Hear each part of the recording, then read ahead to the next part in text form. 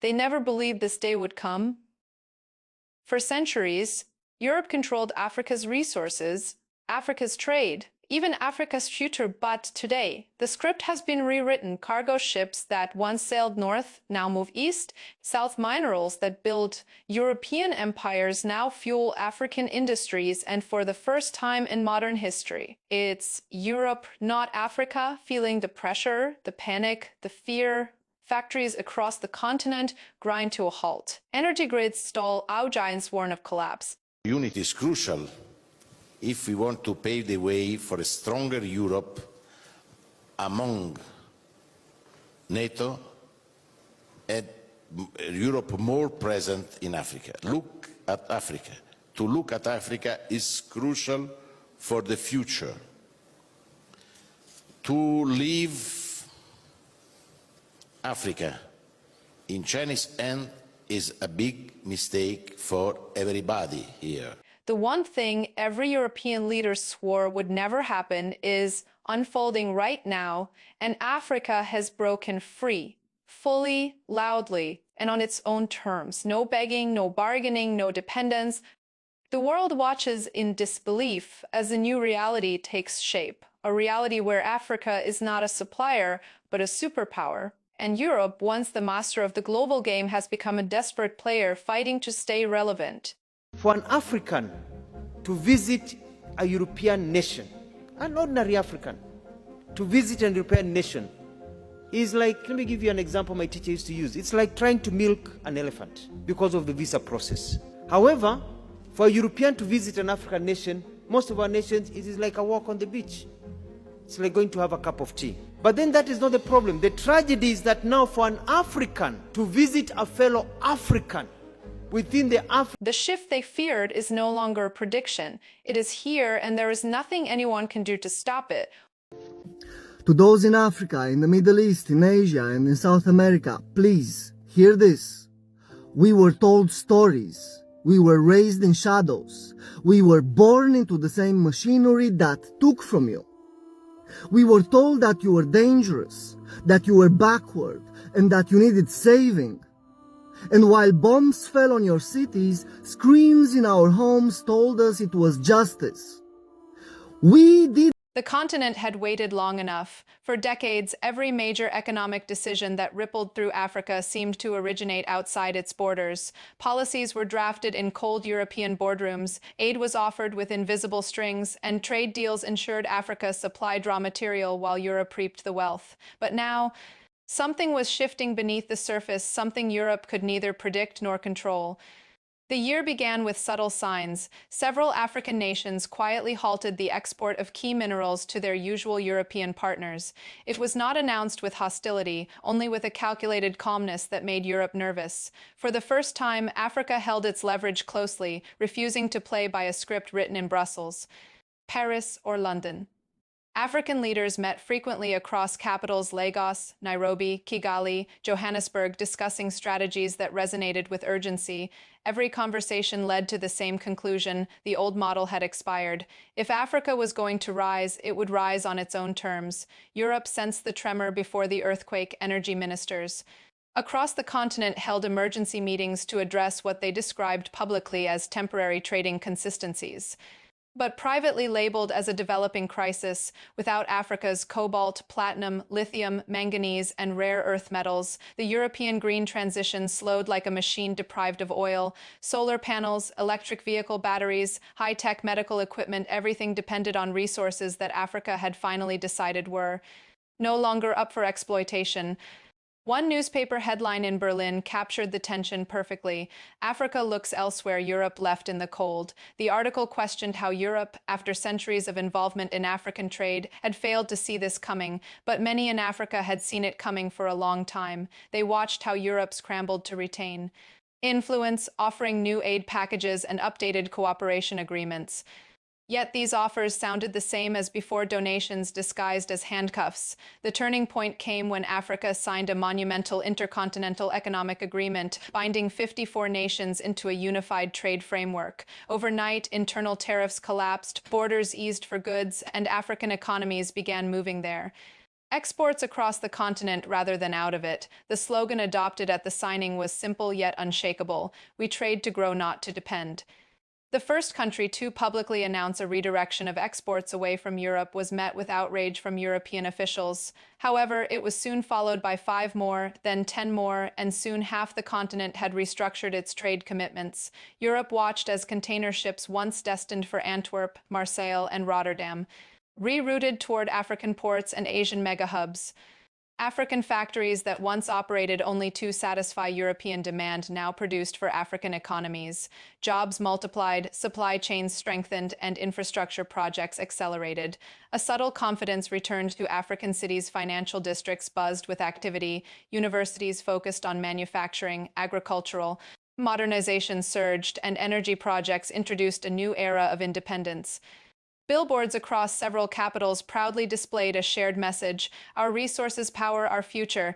Yet while Africa celebrated the beginning of its renaissance, Europe entered a phase it had long feared. Power grids, dependent on African minerals for renewable energy expansion, stalled. Negotiations to secure access became frantic, desperate, even emotional. European diplomatic delegations flew into African capitals one after another, but gone were the days when their presence commanded automatic compliance. Africa listened but did not bend. There was no hostility, only firmness. If Europe wanted access to African resources, it would be on Africa's terms: fair pricing, local processing, shared intellectual property, and industrial investment inside Africa rather than extraction of raw materials. For Europe, these demands posed a dilemma. Meeting them would mean supporting the very industrial rise that Europe had long feared.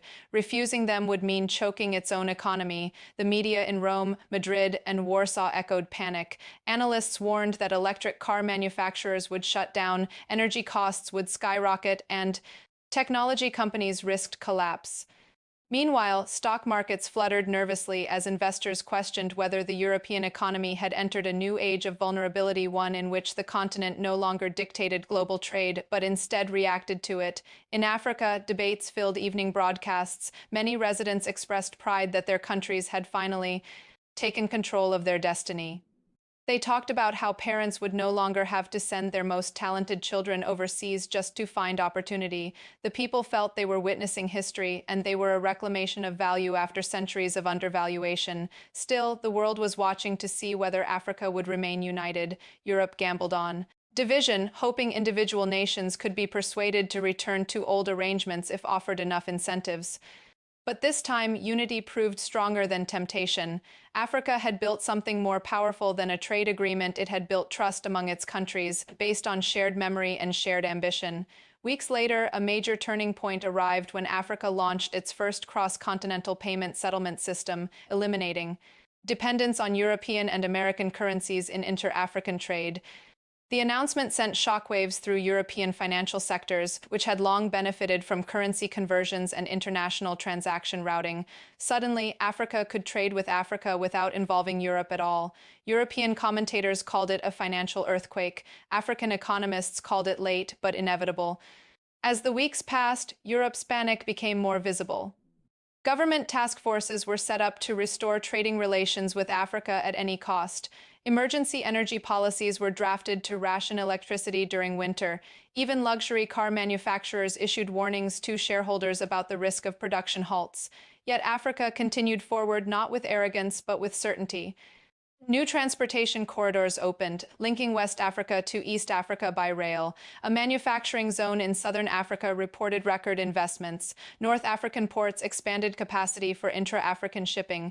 Everywhere there was movement, real, tangible progress. For the first time in generations, Africa's future was being built in Africa, and Europe knew the shift it had feared for decades was no longer a hypothetical threat. It was unfolding before their eyes.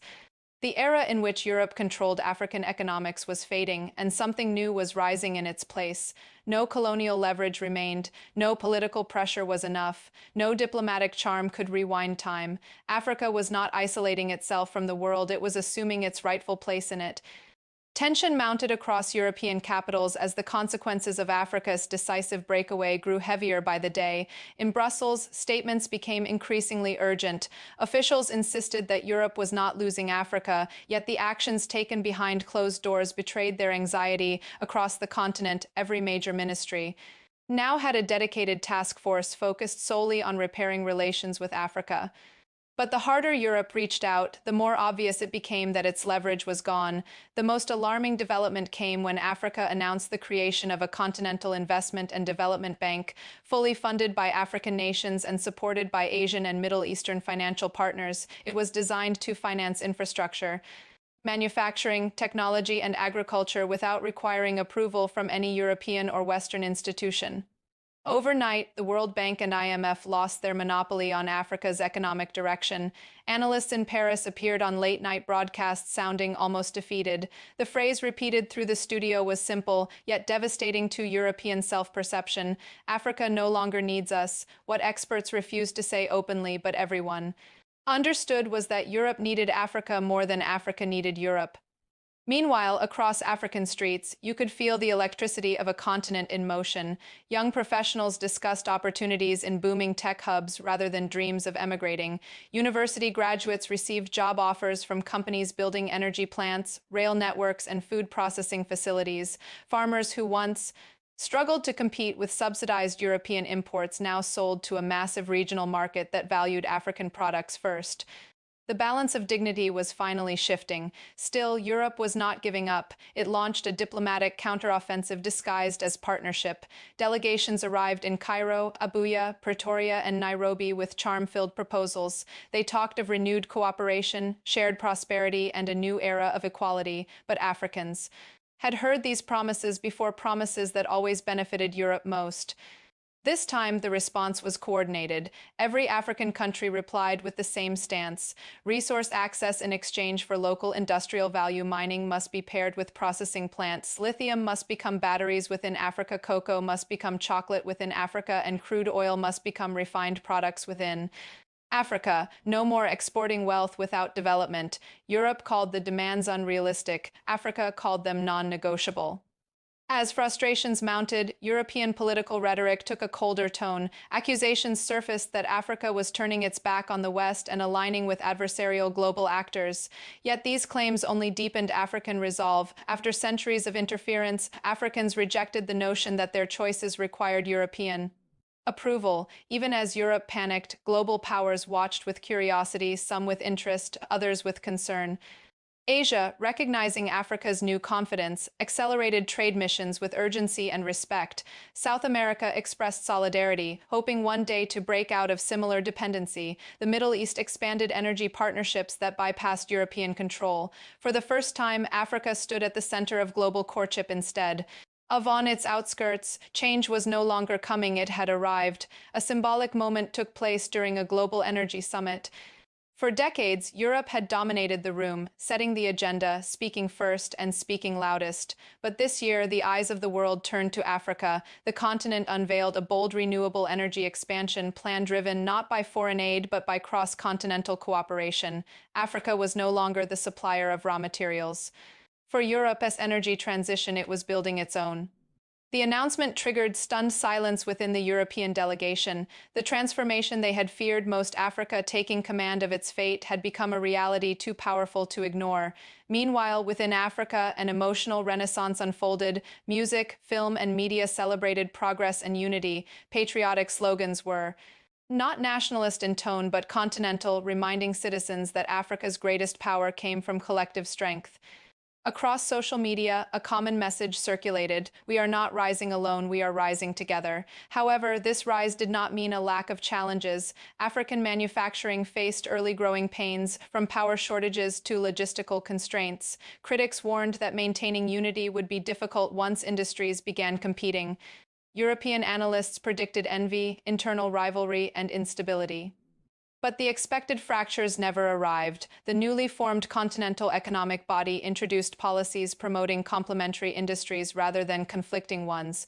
West Africa focused on agriculture and processing. East Africa expanded digital technology and automation. Southern Africa scaled energy and mining innovation. North Africa advanced trade, aerospace, and logistics. Every region had a role, and every region benefited.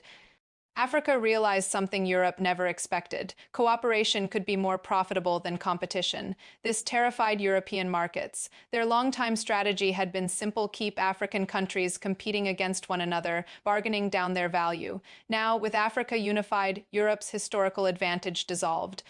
Pressure mounted inside European parliaments as citizens protested rising energy prices, slowing industrial output, and the public cost of scrambling for new trade partners. Demands grew louder: fix the Africa problem, yet the problem could not be fixed, because in Africa's eyes, the problem had never been Africa. The problem was a system that kept a continent rich in resources yet poor in outcome. Still, Africa made an unexpected move, one that shocked observers everywhere. Instead of punishing Europe or isolating it, Africa extended an invitation. It offered trade agreements, but agreements based on transparency, equality, and mutual benefit. Europe could join the new world Africa was building, but the age of dominance was over. The announcement put Europe at a crossroads. Accepting the deal meant admitting that Africa was now a global economic power with its own terms. Rejecting it meant plunging deeper into crisis. A fierce debate tore through European governments. Economists demanded acceptance, but many politicians refused to imagine Europe standing on equal footing with Africa. They hoped the crisis would be temporary, that Africa would eventually return, desperate for European markets. Instead, Europe found itself isolated not by force, but by arrogance. While Europe hesitated, Africa accelerated. Infrastructure projects multiplied, continental trade expanded, value-added industries scaled, and currency independence strengthened. It was the clearest message the world had seen in decades. Africa would no longer wait for approval from Europe, and as the dust settled in this reshaped geopolitical landscape, one undeniable truth became evident: the shift Europe feared had already taken place, and there was no turning back.